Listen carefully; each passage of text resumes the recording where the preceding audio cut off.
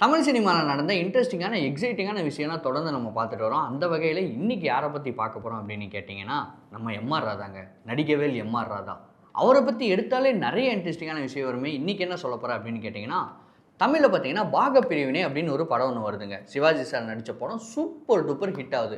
அதை பார்த்தீங்கன்னா அதர் லாங்குவேஜில் போட்டி போட்டு எல்லோரும் வாங்கி நான் ரீமேக் பண்ண போகிறேன் அப்படின்னு சொல்லிட்டு நிறைய பேர் ரைட்ஸ் வாங்கிட்டாங்க. பார்த்தீங்கன்னா ஹிந்திலையும் ரைட்ஸ் வாங்கிட்டாங்க, தெலுங்குலையும் ரைட்ஸ் வாங்கிட்டாங்க, கன்னடத்துலையும் ரைட்ஸ் வாங்கிட்டாங்க.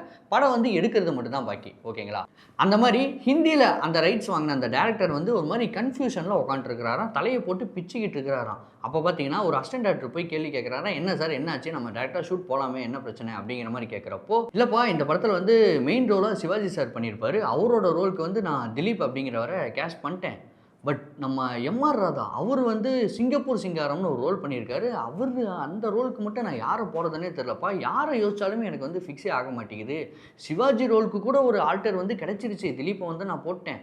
பட் இந்த எம்ஆர் ராதா ரோலை யாரை வச்சும் என்னால் யோசிச்சே பார்க்க முடியல. எனக்கு எம்ஆர் ராதா தான் வேணுங்கிற மாதிரி இருக்குப்பா, எனக்கு யாரை வச்சாலும் இந்த ரோல் வந்து கன்வின்ஸே ஆகாது அப்படிங்கிற மாதிரி நம்ம டேரக்டர் வந்து ரொம்ப போட்டு புலம்பியிருக்காரு. இது ஏன் இந்த மாதிரி ஒரு கான்வர்சேஷன் போகுது அப்படின்னு கேட்டிங்கன்னா, ரெஃபரன்ஸ் அப்படிங்கிற விஷயம் பார்த்தீங்கன்னா சினிமாவில் ஆக்டர்ஸ்க்கு வந்து ரொம்ப முக்கியமான விஷயமா இருக்கும். அதாவது இந்த ஒரு சீன் வந்து யார் மாதிரி நடிக்கணும் அப்படின்னு கேட்டிங்கன்னா, இந்த படத்தில் இவர் ஒரு ஆக்டிங் பண்ணியிருப்பார் இல்லையா, அவர் மாதிரி இருந்தால் கொஞ்சம் நல்லாயிருக்கும் அப்படிங்கிற மாதிரி ஒரு ரெஃபரன்ஸ் அப்படிங்கிற விஷயம் வந்து டேரக்டர்ஸ் வந்து மேக்ஸிமம் எடுத்து வச்சுருப்பாங்க. இந்த சீன் வந்து எனக்கு இந்த மாதிரி வேணும் அப்படிங்கிற மாதிரி.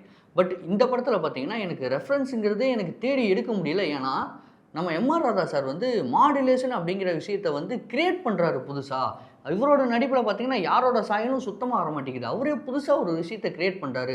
அது மாடுலேஷனாக இருந்தாலும் சரி, ஃபேஷியல் எக்ஸ்பிரஷனாக இருந்தாலும் சரி, டைலாக்ஸை வந்து அப்ஸ் அண்ட் டவுன்ஸில் பேசுகிறதா இருந்தாலும் சரி, எல்லாமே பார்த்தீங்கன்னா இவர் புதுசாக கிரியேட் பண்ணி வச்சுருக்கிறாரு.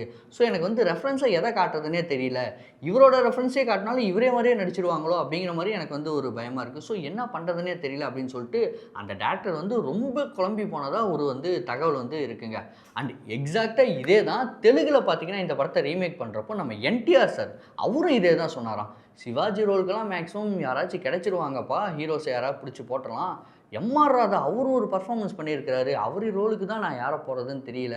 அந்த டீம் வந்து கொஞ்சம் கஷ்டப்படுவாங்க, எம்ஆர் ராதா ரோலுக்கு யாரை போடுறாங்கன்னு பார்க்கலாங்கிற மாதிரி என்டிஆர் சார் இந்த படம் தெலுங்கில் ரீமேக் ஆகிறப்போ இந்த மாதிரி ஒரு விஷயம் வந்து சொல்லியிருக்காரு. ஸோ என்டிஆர் சார்லேருந்து எல்லாருமே இவரோட பர்ஃபார்மன்ஸை பார்த்து ஒரு வியந்து போய் இதுக்கு ஒரு ஆல்டரே இல்லைடா அப்படிங்கிற மாதிரி வைக்கிற அளவுக்கு தான் இவரோட பர்ஃபார்மன்ஸ்லாம் பார்த்தீங்கன்னா ரொம்ப ஒரு பீக்கில் இருக்கும் அப்படின்னே சொல்லலாம்.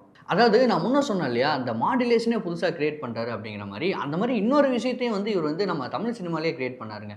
என்ன அப்படின்னு கேட்டிங்கன்னா, அந்த காலத்தில் பார்த்தீங்கன்னா மேக்ஸிமம் ஹீரோவாக இருந்தாலும் சரி, வில்லனாக இருந்தாலும் சரி, அதாவது அந்த மெயின் ரோல் பண்ணுறாங்க இல்லையா, அவங்க வந்து தூய தமிழை தான் மேக்ஸிமம் யூஸ் பண்ணுவாங்க, சுத்த தமிழை யூஸ் பண்ணுவாங்க அப்படின்னே சொல்லலாம். பட் நம்ம எம்ஆர் ராதா சார் பார்த்தீங்கன்னா பேச்சு தமிழ் தான் வந்து அதிகமாக யூஸ் பண்ணுவார். ஒரு வழக்கு தமிழ் அப்படின்னு சொல்லுவோம் இல்லையா, நம்ம நார்மலாக பேசுகிறப்ப என்ன தமிழ் வருதோ அதை வந்து பேசிட்டு போயிடுவார். ஃபஸ்ட்டு ஆரம்பத்தில் பார்க்குறப்போ இது வந்து கொஞ்சம் புதுசாக இருக்கே, ஓகேவா இருக்கே, அவங்களாம் வந்து ப்ராப்பராக அந்த இந்த தமிழ் பேசுகிறாங்க, பட் இவர் வந்து ஒரு பேச்சு தமிழ் பேசுகிறாரு அப்படிங்கிற மாதிரி ஆடியன்ஸ்லாம் வந்து இவர்கிட்ட ரொம்ப கனெக்ட் ஆக ஆரம்பிச்சிட்டாங்க.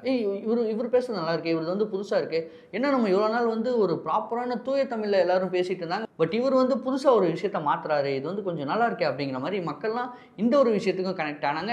ஆக்சுவலாக பார்த்தீங்கன்னா இவரோட இந்த விஷயம் வந்து மக்களுக்கு ரொம்ப பிடிச்சி போனதுனாலேயே சினிமாவில் பார்த்தீங்கன்னா இது அடுத்தடுத்து மாறவும் ஆரம்பிச்சிது. எல்லாருமே வந்து பேச்சு தமிழ் பேசலாம் அப்படிங்கிற மாதிரி கதை எழுதுறவங்களும் அதுக்கேற்ற மாதிரியே கதை எழுத ஆரம்பித்தாங்க. டைரக்ட் பண்ணுறவங்களும் பார்த்தீங்கன்னா இல்லைப்பா பேச்சு தமிழே போயிடலாம், ஓகே தான் அப்படிங்கிற மாதிரி டேரக்டர்ஸும் பார்த்தீங்கன்னா அதுக்கேற்ற மாதிரியே வந்து ஸ்க்ரீன்ஸ்லாம் வைக்க ஆரம்பித்தாங்க அப்படின்னே சொல்லலாம்.